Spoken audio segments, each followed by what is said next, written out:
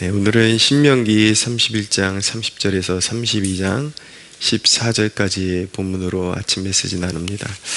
오늘 본문을 묵상하게 되면은 하나님께서 그분의 자녀들에게 내리시는 네 가지 은혜가 있다라는 것을 배우게 됩니다. 그 첫째가 무엇이냐면 말씀을 비처럼 내리셔서 신앙의 성장을 이루게 하신다라는 것입니다. 1절을 보시면 하늘이여 귀를 기울이라 내가 말하리라 땅은 내 입의 말을 들을지어다 내 교훈은 비처럼 내리고 내 말은 이슬처럼 맺히나니 연한 풀 위에 가는 비 같고 채소 위에 단비 같도다. 네, 때를 따라 내리는 이제 이른 비와 늦은 비가 그리고 이슬이 그 나뭇잎에 맺히고 풀에 맺히면은 그러한 이제 식물들이 그런 이슬들을 흡수해서 그리고 햇빛을 잘 받아가지고 이제 윤기가 생기고 풍성해지는 것처럼 하나님의 말씀이 믿는 자 심령 안에서 그렇게 역사하신다라는 것입니다. 말씀이 선포될 때 그것이 내게 주시는 말씀이라는 믿음으로 받으면 좋은 신앙의 인격을 이루어서 결국에는 아름답게 결실하게 되는 것입니다. 아는 것도 또 듣고 아는 것도 또 듣고 하는 게 굉장히 중요합니다. 말씀은 단순히 이론이 아니라 생명이기 때문에 단순히 그것이 지식이라 할지라도 이렇게 반복적으로 새겨 들어야 그것이 내 것으로 소화가 될 수 있는 것이죠. 그러나 하나님의 말씀은 단순히 이론이 아니라 단순한 지식이 아니라 물론 세상에서 얻을 수 없는 지혜를 구비할 수 있게 해주는 것이 바로 하나님의 말씀입니다. 그러나 하나님의 말씀에는 마치 비가 내리고 나면 햇빛이 비추어서 더 식물이 윤기를 내게 하는 것처럼 하나님의 말씀을 뿌리신 이후에는 하나님의 성령께서 해처럼 우리의 마음을 비추셔서 영적으로 자라나게 하시는 것입니다. 그래서 말씀이 우리의 골수로 깊게 스며들어서 그것이 아름다운 신앙 인격을 이제 형성해 내게 되는 것이죠.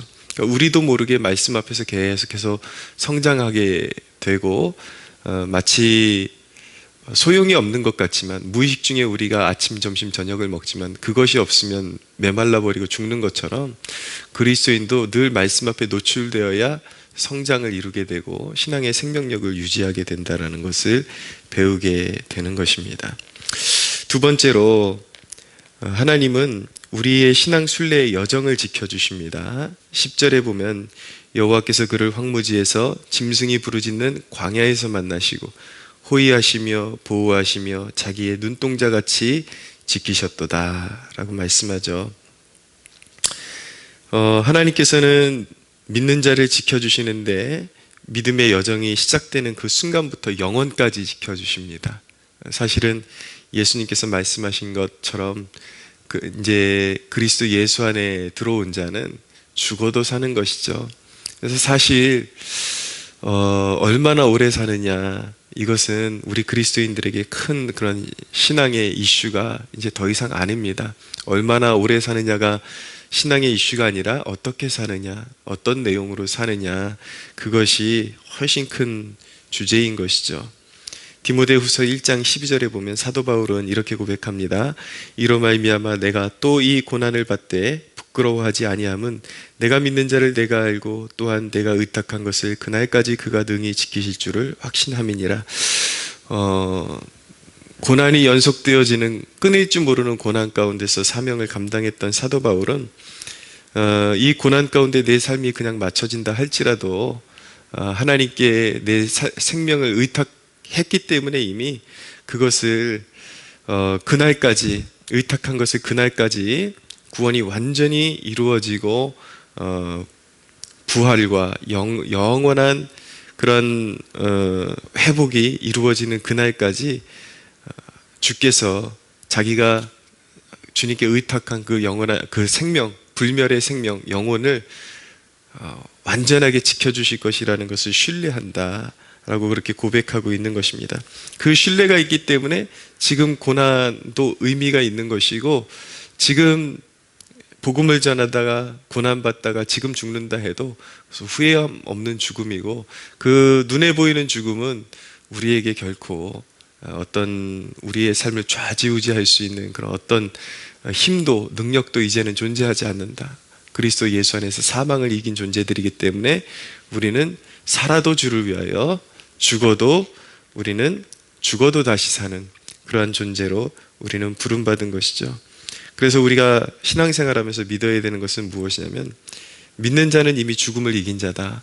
그 믿음 안에서 살되 우리가 얼마나 오래 살 것이냐가 우리의 신앙의 이슈가 아니라 어떻게 살아야 될 것이냐, 어떻게 하면 하나님을 기쁘시게 해드릴 것이냐, 그 부분에 항상 초점을 맞추고 하루하루를 살아야 되는 것입니다. 하나님은 우리를 눈동자같이 지키신다, 그렇게 약속하고 계십니다. 그것이 두 번째 은혜이고요. 세 번째 믿는 자에게 주시는 은혜는 훈련을 시키셔서 믿음을 장성하게 하신다라는 것입니다. 11절을 보십시오. 마치 독수리가 자기의 보금자리를 어지럽게 하며 자기의 새끼 위에 너풀거리며 그의 날개를 펴서 새끼를 받으며 그의 날개 위에 그것을 엎는 것 같이 여호와께서 홀로 그를 인도하셨고 그와 함께한 다른 신이 없었도다. 아멘. 독수리가 처음부터 잘 나는 새는 존재하지 않죠.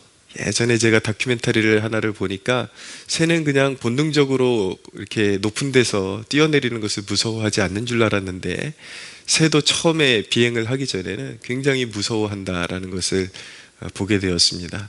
처음 이제 그 높은 꼭대기에서 뛰어내릴 때에 엄청난 그 공포심을 가지고 뛰어내리지만, 이제 부모는 얘가 독수리이기 때문에, 독수리 새끼이기 때문에 능히 날 수 있으리라는 것을 신뢰하고 떨어뜨리죠. 근데 한참을 그렇게 떨어지다 보면은 어미 독수리가 밑으로 내려가서 그 날개로 이렇게 품으로 받아주는 것을 보게 됩니다. 마치 하나님께서 우리를 그렇게 훈련시키신다라는 것을 알게 해주시는 대목인 것입니다. 사실은 우리가 믿고 나서도 수많은 그런 어려움 가운데 봉착합니다. 근데 그것이 하나님이 능력이 없어서도 아니고 우리를 미워하셔서도 아니고, 사실은 우리를 강하게 하시기 위해서 하나님께서 훈련하시는 것이라는 것을 알게 되는 것입니다. 이제는 우리는 우리 자신을 위해서 더 이상 사는 존재로 부름받은 것이 아니라 사명과, 그리고 소망 없는 세대 가운데 믿음으로 사는 것이 무엇인지를 보여줘야 하는 그러한 그리스도의 대사여, 믿음의 샘플이요, 어떻게 믿음으로 이 사건과 사고와 환란이 끊이지 않는 세상을 믿음으로 승리하는지에 대한 견본이 되는 인생이기 때문에 우리에겐 반드시 훈련이 필요하죠. 그래서 때로는 혹독한 훈련이 필요합니다. 그래서 여러분, 분명한 것은 하나님께서 우리를 그 크신 날개로, 그 품으로 받아주시기 때문에 우리가 이왕이면은 정말 우리의 믿음을 극대화시키는 훈련이 우리에게 다가오는 것을 정말 기뻐할 수 있는 그 믿음의 소유자가 되어야 하는 것입니다. 벼랑 끝에 선다라는 그런 표현이 있어요. 근데 하나님께서 우리를 인도하실 때에, 우리의 믿음을 성장하게 하실 때에 항상 벼랑 끝에 세우시고 거기서 믿음으로 뛰어내릴 것을 예십니다. 요구하시거든요. 벼랑 끝에서 하나님을 믿는 믿음으로 몸을 던질 것을 요구를 하시는데, 그때 나를 포기하고 믿음으로 이제 발을 내디디면 그때 하나님의 역사하심을 보게 되고, 그리고 믿음이 성장하게 되는 것입니다. 이게 굉장히 실제적인 얘기입니다. 우리의 시간이나 재정이나 어떤 헌신에 있어서 하나님께서 어떤 하나님의 것들로 다시 그것을 리필링, 그러니까 다시 채우시고 다시 역사하시고 그것을 통해서 하나님의 살아계심을 보이시기 위해서 항상 우리를 벼랑 끝에 세우시고 믿음으로 발을 딛게 하신다라는 것을 우리가 알아야 되는 것입니다. 제가 좋아하는 찬양의 가사 중에 이런 가사가 있습니다. 나를 물 위로 걷게 하소서. 이제 이 찬양을 듣다 보면은 이것이 베드로가 물 위로 걸어오시는 주님을 보고 나로 물 위를 걷게 하소서, 그 대목을 이제 묵상하면서 지은 가사 같아요. 이렇게 고백합니다. 나를 물 위로 걷게 하소서. 당신이 나를 부르시는 곳 어디서든지 더 깊은 곳으로 나를 이끄소서. 그때에 나의 믿음은 더 강해질 것입니다. 라는 그런 찬양의 가사가 있는데, 그렇습니다. 우리는 이제 신앙생활 하면서 어떤 마음을 가져야 되냐면, 하나님, 이제는 얕은 물이 아니라 더 깊은 물에서도 사람이 감히 넘볼 수 없는 그 깊은 물에서도 주님이 원하신다면 나를 오라 하소서, 내가 그 믿음 따라서 발을 내딛겠습니다라는 그런 고백으로 이제 하루하루를 살아야 되는 것입니다.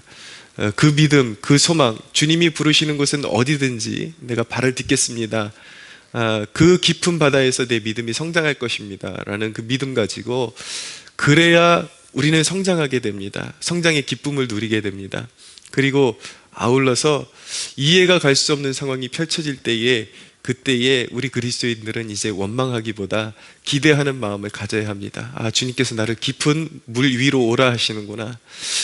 때로 우리는 우리의 발이 빠져들어가는 것을 경험할 수도 있겠지만, 우리는 그곳에서 우리 주님을 다시 바라볼 때에 다시 건짐을 받고 이제 그 물 위에 서게 되는 그런 믿음을 우리는 소유하는 그런 사람들이 될 것입니다.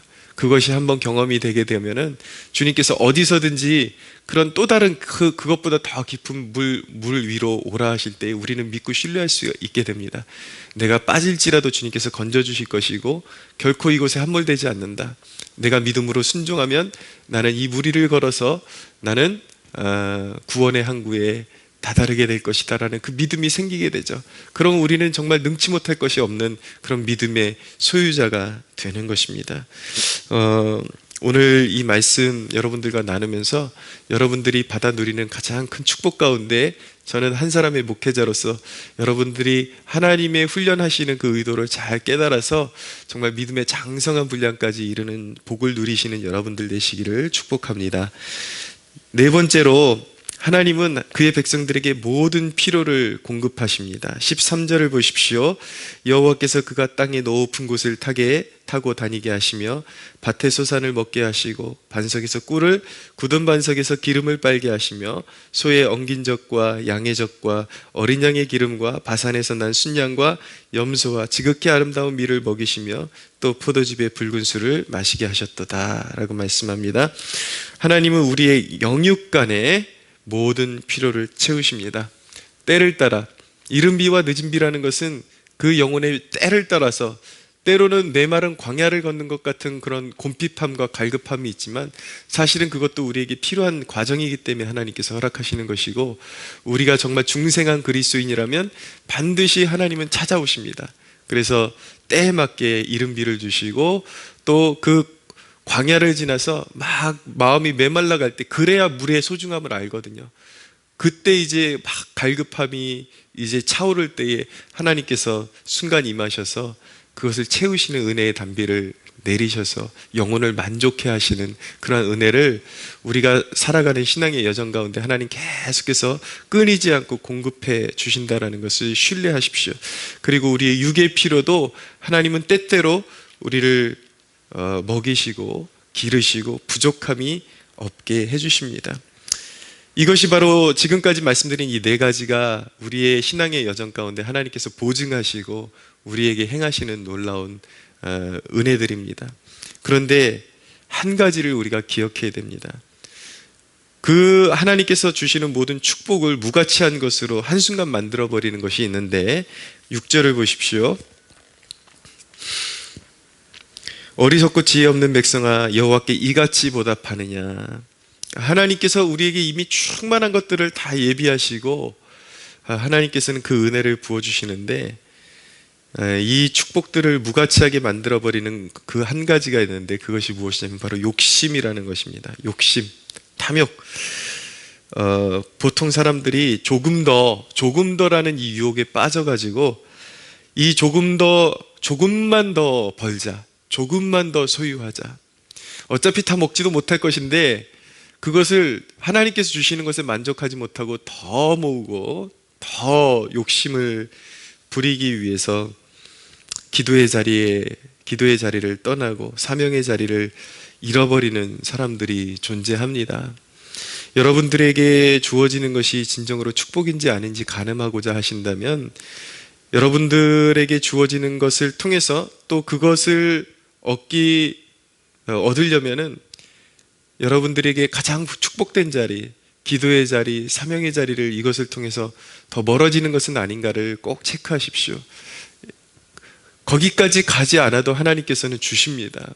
오히려 하나님을 우선순위에 두고 하나님을 귀하게 여기면 하나님께서 우리가 진행하는 어떤 세상에서 우리가 돌봐야 되는 어떤 직장, 사업 이런 것들도 하나님께서 친히 힘이 되어 주시고, 제가 늘 말씀드리는 것인데 인생의 효율성이라는 것은 단순히 바쁘다고 더 욕심 부린다고 주어지는 것이 아니라 하나님 앞에 마땅히 내 삶을 드릴 때에 하나님의 도우심을 경험하게 되는 것인데, 인간이 어리석어서 조금 이제 뭐가 된다 싶으면 조금 더 하다가 가장 소중한 것들을 잃어버리고 결국 하나님 앞에 이 어리석은 백성아 여호와께 이같이 보답하느냐, 지금까지 너희에게 부족한 것이 있었느냐, 그런데 이같이 보답하느냐, 결국 하나님의 도우심을 송두리째 뿌리치는 어리석은 인생으로 전락하고 마는 것입니다. 사랑하는 여러분, 오직 하나님 한 분만으로 만족하는 마음밭이 될 때에 우리는 예수님께서 비유하신 대로 밭에는 이제 4가지 종류의 밭이 있다라고 말씀하셨는데, 돌짝밭과 가시밭과 이런 길가에 뿌려진 밭과 좋은 밭이 있다라고 말씀하시는데, 사실은 이건 2가지 밭입니다. 열매를 맺는 밭과 열매를 맺지 못하는 2가지 밭이 있을 뿐이에요. 하나님께서 우리에게 원하시는 것은 무엇이냐면 하나님의 말씀을 좋은 마음으로 받아서 30배, 60배, 100배의 결실을 맺는 밭이 되기를 원하시는 것이죠. 그러니까 세상 욕심 벗어버리고 하나님 안에서 늘 주시는 것들에 만족하며 기뻐하며 가장 소중한 가치를 흔들리지 말고 붙잡고 끝까지 나아가서 하나님께서 주시는 이 4가지 복을 일평생 누리면서 영원한 천국까지 인도받는 저와 여러분들이 되기를 예수 그리스도의 이름으로 축복합니다.